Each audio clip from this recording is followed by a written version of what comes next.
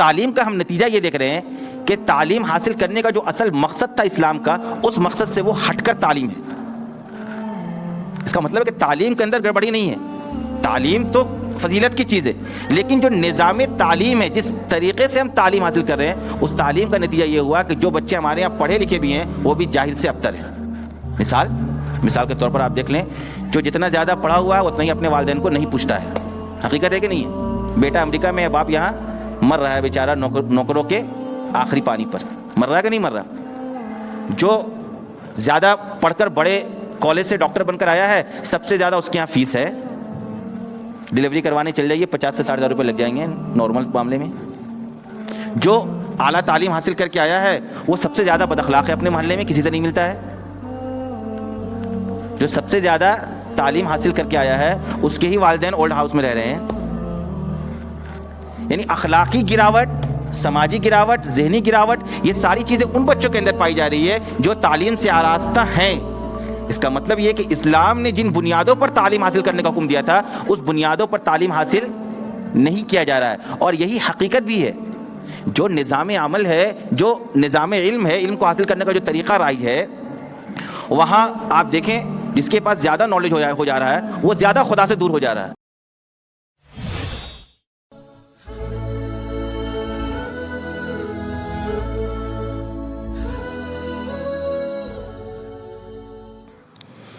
الحمد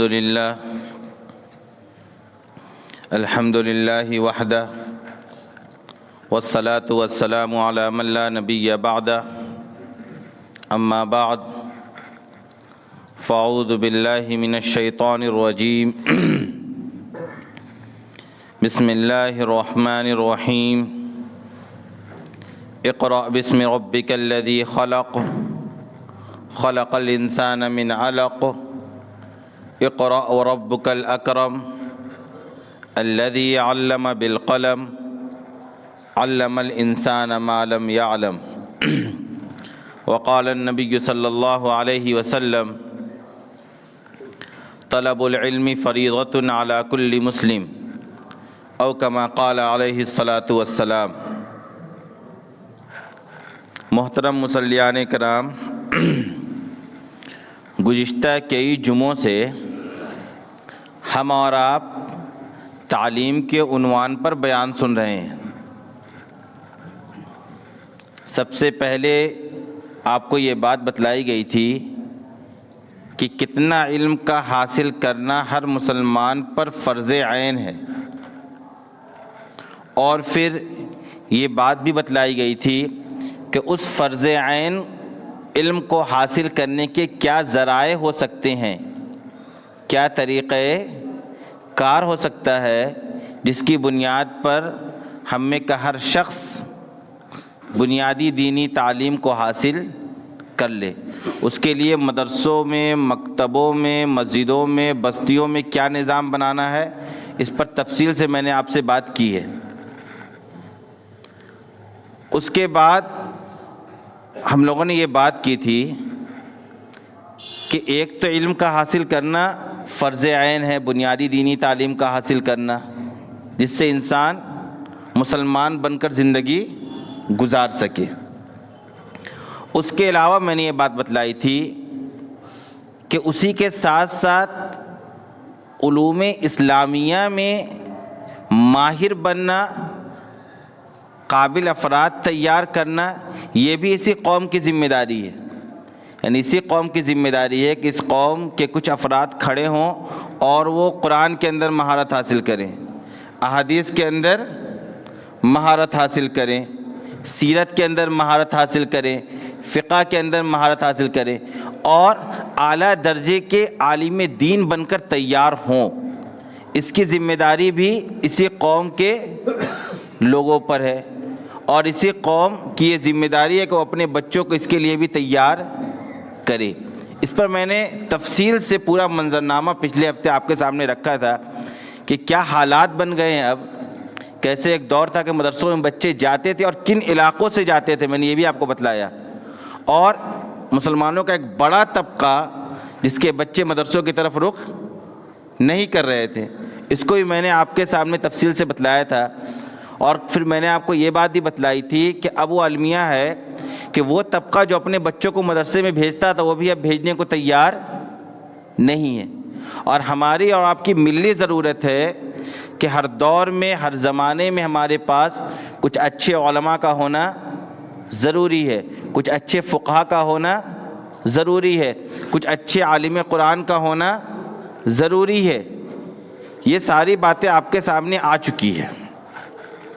میں نے شروع میں یہ بات بتلائی تھی کہ علم جو ہے نا اس کے کئی پہلو ہیں, کئی حصوں میں ہم علم کو تقسیم کر کے گفتگو کریں گے, اور کن کن علوم کو حاصل کرنا مسلمانوں کے لیے ضروری ہے, کن علوم میں مسلمان پیچھے ہٹ رہا ہے یا پیچھے ہو چکا ہے, اس کی بھی نشاندہی کی جائے گی. اور مقصد ہم لوگوں کا صرف ایک ہی ہے کہ ہمارے ذہن و دماغ پر جو غفلت کی چادر پڑی ہوئی ہے اس کو ہم ہٹائیں, ہم اپنے اندر فکر پیدا کریں, احساس پیدا کریں.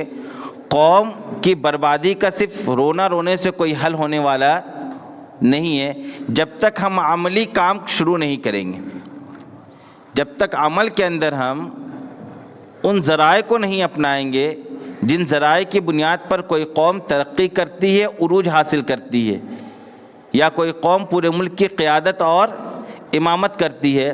جب تک ان ذرائع کو نہیں اپنایا جائے گا اور جو غلطیاں ہوئی ہیں ان کو جب تک درست نہیں کیا جائے گا تب تک نتیجہ اچھا ہو اس کی کوئی گارنٹی نہیں ہے. اس کے لیے سب سے پہلے ہمیں اور آپ کو خود تیار کھڑا ہونا ہوگا, اور جب تک ہم اور آپ خود یہ عزم کر کے نہیں کھڑے ہوں گے کہ ہمیں اپنے اندر تبدیلی لانی ہے اور اسی کے ساتھ اپنے ارد گرد اپنے ماحول کے اندر تبدیلی لانی ہے, تب تک تبدیلی سماج کے اندر پیدا نہیں ہوگا. چونکہ سماج جو ہے وہ ان افراد سے ہی مل کر بنتا ہے, ہم میں سے ہر ایک فرد کا اجتماع ہوتا ہے تب ایک سوسائٹی اور ایک سماج اور ایک معاشرہ تیار ہوتا ہے. لہذا معاشرے کی بھلائی کے لیے, معاشرے کے صحیح ہونے کے لیے ضروری ہے کہ ہر فرد صحیح ہو. جب تک ہم میں کا ہر فرد صحیح نہیں ہوگا, ہر فرد کو اپنی اصلاح کی فکر نہیں ہوگی, تب تک صرف اور صرف رونا ہی ہمارا مقدر ہے اور رہے گا بھی. آج ہم سب سے زیادہ رونے والی قوم ہیں, ہم سے زیادہ دنیا میں کوئی قوم روتی نہیں اپنے حالات کو لے کر, ہم سے زیادہ کسی قوم کو اپنوں سے شکایت نہیں ہے, ہم سے زیادہ کوئی قوم پسماندگی کی شکار نہیں. یہ رپورٹس کہہ رہی ہیں, یہ حقیقت. ایسا نہیں کہ ہوائی بات ہے کہ مولوی صاحب آتے ہیں ہوائی تقریر کر کے چلے جاتے ہیں. یہ حقیقت ہے, زمینی حقیقت یہی ہے, اس کو قبول کرنا ہوگا. جب تک انسان اس پوزیشن میں نہ ہو کہ وہ اپنی بیماری کو, اپنے مرض کو, اپنی کمزوری کو قبول کرے, تب تک اس کے لیے اصلاح کا راستہ نہیں کھلتا ہے. تبدیلی کا راستہ اس وقت تک نہیں کھلے گا جب تک ہمیں اور آپ کو اس بات کا احساس نہ ہو جائے کہ ہم اپنا نقصان کر بیٹھے ہیں, ہمارا سب کچھ تباہ و برباد ہو چکا ہے. بہرحال کون کون علم حاصل کرنا یہ آپ کو بتلا دیا گیا. آج ہم لوگ بات کریں گے علوم عصریہ کے عنوان پر. علوم عصریہ مطلب یہ علوم جو آپ دنیا میں دیکھ رہے ہیں جن کا آج رواج اور چلن ہے. سائنس ہے, ٹیکنالوجی ہے, میتھمیٹکس ہے, فزکس ہے, آپ دنیا بھر کے سبجیکٹ دیکھتے ہیں دنیا کے اندر ہے. یہ ساری چیزیں جو ہیں ان علوم کو حاصل کرنے کے سلسلے میں مسلمان کس پوزیشن میں ہے, ان علوم کو حاصل کرنا بھی ضروری ہے یا نہیں ہے, پہلے اس بات کو سمجھنا ہوگا. میں نے آپ کو بالکل شروع میں بات بتلائی تھی کہ جس طریقے سے ہمیں ہر دور میں ایک اچھے امام کی ضرورت ہے اسی طریقے سے ہمیں ایک اچھے ڈاکٹر کی بھی ضرورت ہے. ہم اور آپ بیمار بھی پڑتے ہیں نا, تو ہمارے علاج و معالجہ کے لیے ایک اچھا ڈاکٹر بھی تو سماج میں ہونا ضروری ہے. ہمیں اور آپ کو گھر بنانا ہے تو گھر بنانے کے لیے ایک اچھا انجینئر, ایک اچھے ٹھیکیدار کی ضرورت ہے کہ نہیں ہے.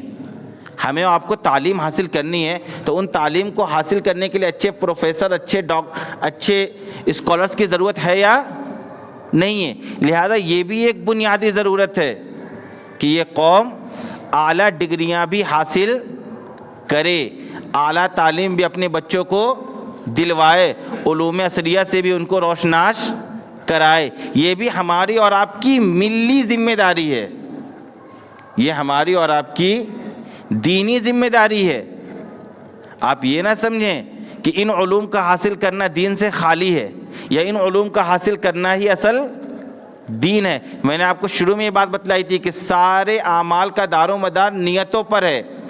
آپ کس نیت سے کون کام کر رہے ہیں؟ آپ کی نیت کے اعتبار سے ایک کام عبادت ہوتی ہے اور آپ ہی کی نیت کے اعتبار سے ایک کام گناہ کے اندر شمار ہو جاتا ہے۔ آپ کی نیت کی وجہ سے ایک عمل سنت قرار پاتا ہے اور آپ کی ہی نیت کے فساد کی وجہ سے ایک عمل بدعت قرار پا جاتا ہے۔ لہذا جب ہماری نیت درست ہوگی اور اس نیت کے ساتھ جب ہم علوم و فنون کو حاصل کریں گے تو وہ بھی عبادت ہے۔ لہذا آپ یہ نہ سمجھیں کہ دیگر علوم کو حاصل کرنا عبادت سے خالی ہے، بلکہ ہر طرح کا علم حاصل کرنا عبادت ہے، بشرطے کہ اس علم کو اس مقصد کے لیے حاصل کیا جائے جس مقصد کے لیے اللہ تبارک و تعالیٰ نے علم حاصل کرنے کا حکم قوموں کو دیا ہے۔ اس مقصد سے علوم کو حاصل کیا جائے جس مقصد کے حصول کے لیے آپ صلی اللہ علیہ وسلم نے علم کی فضیلت بتلائی ہے۔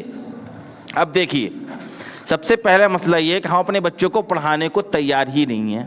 یہ رپورٹ کہتی ہے مسلمان سب سے زیادہ تعلیم کے اعتبار سے پیچھے۔ اس ملک کو ہم لوگ سامنے رکھ کر بات کرتے ہیں، دنیا کو چھوڑ دیجئے۔ اس ملک کو، جھارکھنڈ بہار کو سامنے رکھ کر آپ بات کیجئے کہ جھارکھنڈ بہار کے اندر یا ہندوستان کے اندر مسلمانوں کا جو تعلیمی گراف ہے وہ انتہائی گرا ہوا ہے۔ کیوں؟ ایک سوال ہو سکتا ہے کہ آخر مسلمانوں نے اپنے بچوں کو کیوں نہیں پڑھایا؟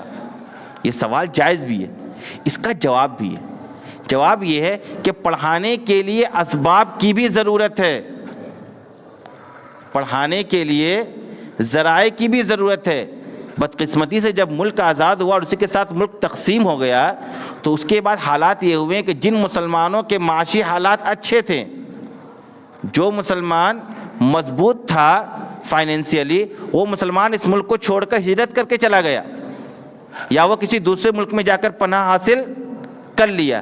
اس کے بعد اس ملک میں جو مسلمان بچے ہیں وہ عام طور پر غریب طبقہ بچا، عام طور پر وہ لوگ بچے جن کے پاس تعلیم نہیں تھی، جن کے پاس پیسہ نہیں تھا، جن کے پاس زمینداری نہیں تھی۔ خال خال لوگ ایسے تھے، لیکن عمومی طور پر مسلمانوں کا وہی طبقہ اس ملک کے اندر رہ گیا جو طبقہ پسماندگی کا پہلے سے شکار تھا، اور اسٹیبلش ہونے میں وقت لگتا ہے۔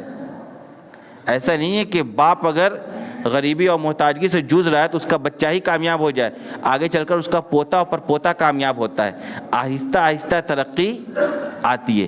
یہی وجہ تھی کہ چونکہ مسلمان فائنینشلی ویک تھا، اس وجہ سے مسلمان اپنے بچوں کو اعلیٰ تعلیم دلوا نہیں پایا، اور سازشاً آپ کو ویک رکھا بھی گیا۔ سازشاً اس طرح کے اصول، اس طرح کے قوانین بنائے گئے اور اس طرح کے مسئلوں میں آپ کو الجھا کر رکھا گیا کہ آپ کا ذہن پڑھنے کے طرف، بڑھنے کے طرف جائے ہی نہیں۔ یہ کام بھی ہوا آپ کے خلاف، اور آپ نے بھی یہ کام کیا کہ آپ نے بھی توجہ نہیں دی، کیونکہ آپ کے حالات اچھے نہیں تھے۔ لیکن جب آپ کے حالات اچھے ہونے لگے، ملک کو آزاد ہوا 75-76 سال ہو گیا، جب مسلمانوں کے حالات اچھے ہونے لگے اور مسلمانوں کے پاس اسباب آنے لگا، مسلمانوں کے پاس پیسہ آنے لگا، افسوس یہ کہ اس کے بعد بھی مسلمان غافل رہ رہا ہے۔ اصل مسئلہ یہاں، اصل شکوہ اس پر نہیں ہے کہ 30 سال پہلے، 25 سال پہلے، 40 سال پہلے مسلمانوں کے یہاں تعلیم کا گراف کیوں گرا ہوا تھا۔ اصل افسوس کا مرحلہ یہ کہ آج کیوں گرا ہوا ہے۔ آج تو مسلمان پسماندگی کا شکار نہیں ہے، پیسے کی کمی مسلمانوں کے پاس نہیں ہے۔ آپ جا کر دیکھ لیں، آج میں آپ کو مثال دیتا ہوں شادی بیاہ کا۔ آج سے 10-15 سال پہلے دھنباد کے اندر میرج ہال کے نام پر ایک گیس مارکیٹ تھا۔ عام طور پر لوگ شادی کر لیا کرتے تھے دروازے پر، پیسہ نہیں ہوتا تھا فالتو خرچ کرنے کا۔ لیکن جب سے پیسہ ہونے لگا، آپ جا کر دیکھ لیں سڑکوں پر، روڈوں پر، اگر بڑا سے بڑا میرج ہال بنا دیا جائے اور زیادہ سے زیادہ اس کی فیس رکھ دی جائے، اس میں بھی آپ کو بکنگ ملنا مشکل ہے سالوں بھر کے اندر۔ یعنی مسلمان کے پاس جب سے پیسہ ہونے لگا تو اس پیسے کا کہاں خرچ کرنا ہے یہ اس کو سمجھ میں آ نہیں رہا ہے۔ پھر وہی کام مسلمان وہی غلطی دہرانے لگا، فضولیات میں پیسہ برباد، واہیات میں پیسہ برباد۔ شادی جیسی چیز جو سب سے زیادہ آسان رکھی گئی اسلام کے اندر، میں نہیں سمجھتا کوئی اور عمل اس سے زیادہ آسان ہے۔ وہ عمل جس کا تعلق معاملات سے ہے ان معاملات میں نکاح سے زیادہ آسان کوئی عمل اسلام نے نہیں رکھا ہے. اس کے باوجود سب سے زیادہ مشکل، سب سے زیادہ پہاڑ، سب سے زیادہ وہ عمل جس میں ہم پانی کی طرح پیسہ بہاتے ہیں، سب سے زیادہ وہ عمل جس کے اندر ہم اللہ اس کے رسول کی نافرمانی کرتے ہیں، سب سے زیادہ وہ عمل جس کے اندر ہم فضولیات میں لگے رہتے ہیں، وہ شادی کا عمل ہے. یعنی جب سے پیسہ ہونے لگا تو اس کا خرچ کا ہم نے محمل یہ نکالا کہ ہم خرچ کریں گے فضولیات میں، خرچ کریں گے واہیات میں. حالانکہ ہونا ہی چاہیے تھا کہ اس پیسے کو اب آپ خرچ کرتے اپنے بچوں کی تعلیم میں. پرانے لوگوں سے شکایت نہیں، آج کے لوگوں سے شکایت ہے. کیوں آج اپنے بچے کو آپ اچھی تعلیم نہیں دے رہے؟ کیوں آپ آج اپنے بچوں کو اعلیٰ ڈگریاں حاصل نہیں کروا رہے ہیں؟ کیوں صرف سماج کا وہ طبقہ جس کا باپ ڈاکٹر تھا اسی کا بچہ ڈاکٹر بننے کو تیار ہے؟ یہ سماج کا وہ طبقہ جو پہلے سے معاشی اعتبار سے مضبوط تھا اسی کا بیٹا معاشی اعتبار سے اپنے کاروبار کو آگے بڑھا رہا. وہ طبقہ کیوں نہیں جاگ رہا جس کے پاس کل تک پیسہ نہیں تھا، کل تک اسباب نہیں تھے، کل تک ذرائع نہیں تھے؟ اس کے پاس آج جب اللہ تبارک و تعالیٰ نے اس کو اپنی نعمت سے، اپنے فضل سے نواز دیا ہے تو وہ اس کا صحیح استعمال کیوں نہیں کر رہا ہے؟ لہٰذا آج ضرورت ہے کہ اپنے پیسے کو آپ کہاں لگائیں؟ تعلیم پر لگائیں.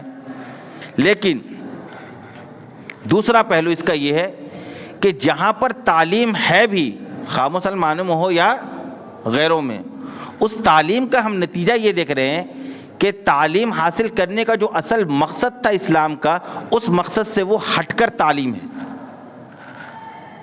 اس کا مطلب ہے کہ تعلیم کے اندر گڑبڑی نہیں ہے.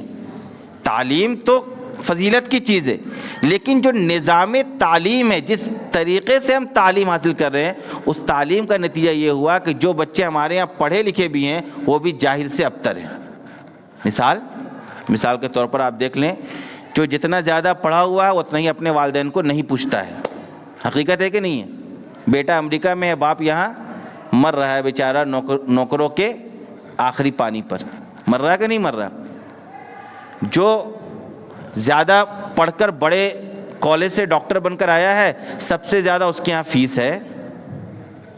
ڈلیوری کروانے چل جائیے 50 سے 60,000 روپے لگ جائیں گے نارمل معاملے میں.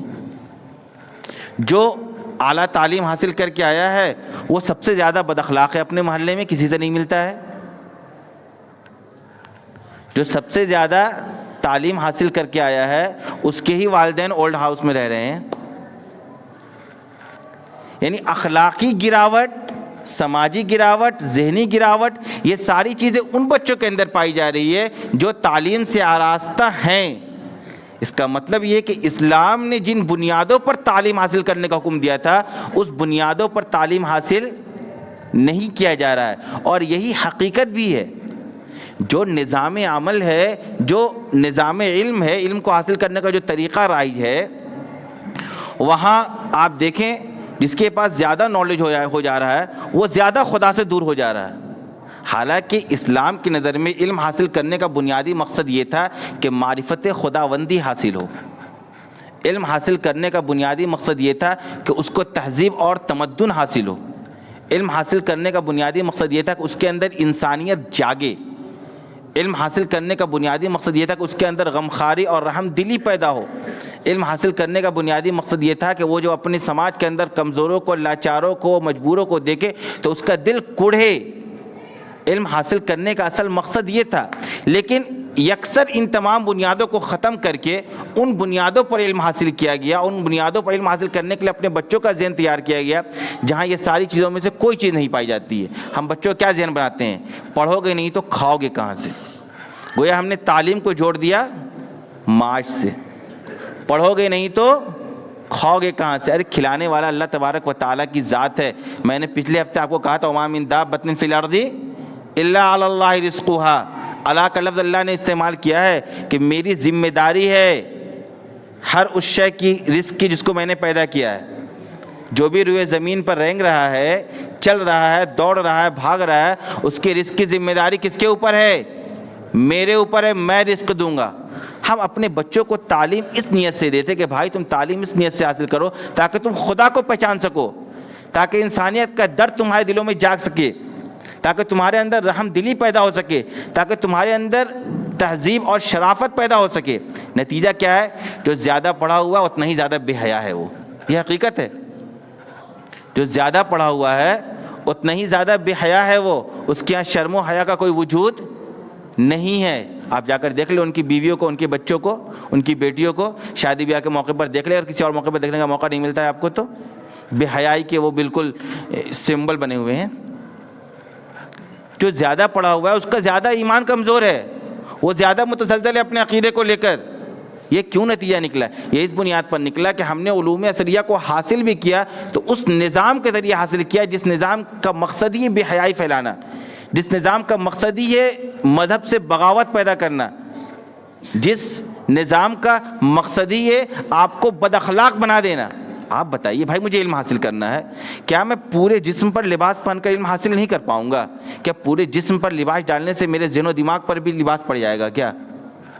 لیکن آپ جا کے دیکھ لیں مشنری اسکول میں آپ کو علم حاصل کرنا ہے تو آپ کو نیم اوریا کپڑا پہن کے آنا پڑے گا، آدھا جسم آپ کا خالی رہنا چاہیے، اس کے اوپر کپڑا نہیں ہونا چاہیے۔ تو یہ جو کلچر دیا گیا یہ کیوں؟ تاکہ آپ کے اندر بے حیائی پیدا ہو، حیاداری اور ایمان آپ کے اندر سے ختم ہو جائے۔ کلچری پروگرام ہوتا ہے، تہذیب اور ثقافت کا پروگرام ہوتا ہے، وہاں ناچ گانے ڈانس ڈسکو الٹا پلٹا چیز ہوتی، ساری چیزیں ہوتی ہیں وہاں پہ، تمام طرح کی واحیات۔ کیوں؟ علم حاصل کرنے والے کے لیے ناچنا ضروری ہے کیا؟ مجھے یہ بات بتلائیے آپ، مجھے ایک اچھا ڈاکٹر بننے کے لیے، اچھا انجینئر بننے کے لیے ڈانس کرنا ضروری ہے؟ مجھے جانوروں کو اپنے سے قریب کرنا ضروری ہے کیا، اور انسانوں کو دور کرنا ضروری ہے کیا ہائی ٹیک درجے کے علم حاصل کرنے کے لیے؟ ایسا ہے کیا؟ اس کا مطلب انہوں نے وہ نظام لایا کہ میں نے آپ کو پہلے ہی بتلایا تھی یہ بات کہ دیکھیے یہ حقیقت بھی، یہ سارا کام ہوا ہے کہ آپ کو ہم علم بھی دیں گے لیکن اپنے کلچر کے حساب سے دیں گے، اپنی تہذیب کے اعتبار سے دیں گے۔ آپ شکلاً جسماً لباساً ہمارے ہو جائیں گے، فکراً بھی ہمارے ہو جائیں گے، آپ کسی طریقے سے آپ کے جسم کے اوپر آپ کے مذہب کی نشان باقی نہیں رہے گی۔ یہ لارڈ میکالے کہہ کر گیا تھا ہندوستان میں، اس نے کہا تھا نا ہم ایک ایسا نظام بنانا چاہتے ہیں کہ یہ لوگ صرف پیدائشی طور پر ہندوستانی رہ جائیں گے، ورنہ ان کا ذہن، دماغ، کلچر، ان کا اٹھنا بیٹھنا، ان کی سوچ ساری فرنگیوں کی طرح ہو جائے گی، ساری ہماری طرح ہو جائے گی۔ یہ سارا کام کروایا گیا ہے ہمارے اور آپ کے ذریعے، اور ہم آپ اسی کے پیداوار اور نتیجہ جو ہم دیکھ رہے ہیں سماج کے اندر برائیاں۔ لہذا ہمیں علم حاصل کرنا، ہر طرح کا علم حاصل کرنا ہے، لیکن اس نظام کے ذریعے جس نظام کے ذریعے حاصل کر کے ہم اللہ کو پہچان سکیں، جس نظام کے ذریعے حاصل کر کے ہمارے اندر انسانیت پیدا ہو سکے۔ اس کے لیے کیا کرنا ہوگا آپ کو اپنا نظام علم تیار کرنا ہوگا۔ آپ کہیں گے بہت بڑی بات کرے، کہاں سے ہوگا آج کچھ نہیں ہوگا۔ آج ہم آپ سے رزلٹ نتیجہ چاہتے بھی نہیں ہیں، ہم چاہتے ہیں کہ 30 سال بعد ہم دیکھیں کہ آپ کا اپنا نظام ہو علم کا، تعلیم حاصل کرنے کا سارا نظام آپ کا ہو۔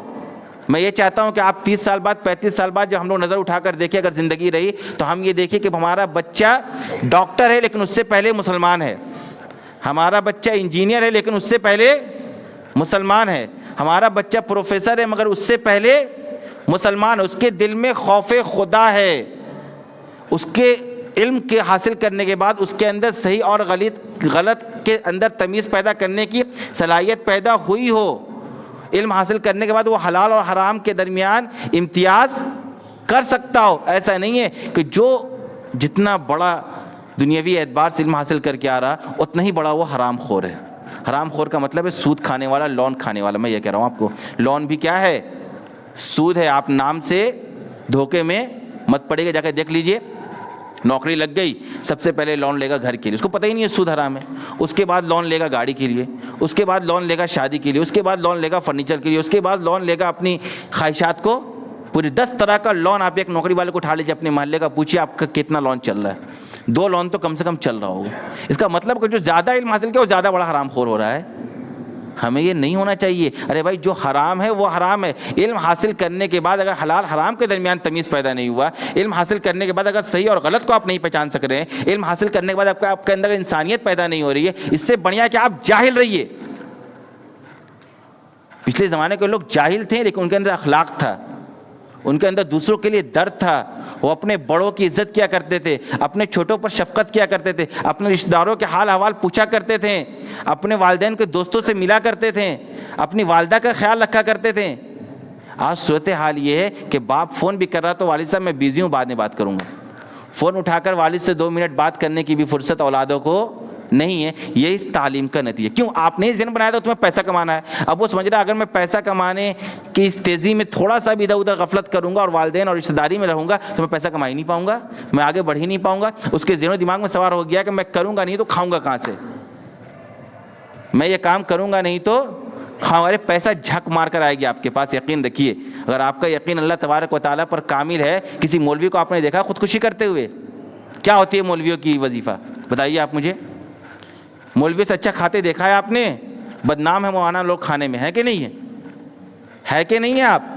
یعنی یہ لوگ کھانے میں بدنام ہوں گے جنہوں نے کھانے کے ذرائع حاصل کرنے کے لیے ایک نیا بھی علم حاصل نہیں کیا ہے, جنہوں نے ایک دن بھی اسکول کے اندر قدم نہیں رکھا ہے. لیکن ان کا دسترخوان جا کر آپ دیکھیے, ارے کھلانے والی ذات اللہ تبارک و تعالیٰ. آپ کو اسباب اختیار کرنا ہے لیکن اسباب کوئی اصل نہیں بنا لینا ہے.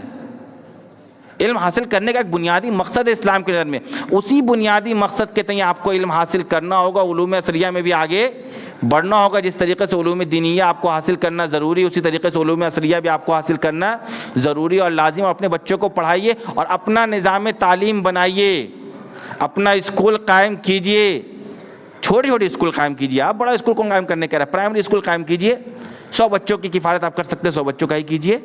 100 بچے تو اچھے تیار ہوں گے, انسان تیار ہوں گے آپ کی تہذیب کو دیکھ کر, جہاں تعلیم کے ساتھ تربیت بھی ہوگی, جہاں اس کے سامنے آپ صلی اللہ علیہ وسلم کی زندگی بھی ہوگی, صحابہ کرام کی زندگی بھی ہوگی, جہاں کی بچیوں کے سامنے امہات المؤمنین کی زندگی ہوگی. حضرت عائشہ اور حضرت فاطمہ کو جو لوگ پڑھیں گی ان کے اندر حیا پیدا ہوگا. آپ کہہ رہے ہیں بھائی بچیاں جا رہی ہیں سسرال میں اور سسرال کو چھوڑ کر چلی آ رہی ہیں, رہنا نہیں چاہ رہی سسرال میں. کیوں نہیں رہنا چاہ رہی؟ اس کو یہ بتلا ہی نہیں گیا, اس کے تعلیم نے اسے یہ بات سکھلائی نہیں کہ ساس سسر کی کیا اہمیت ہے اسلام کی نظر میں, سسرالی رشتہ داری کی کیا اہمیت ہے.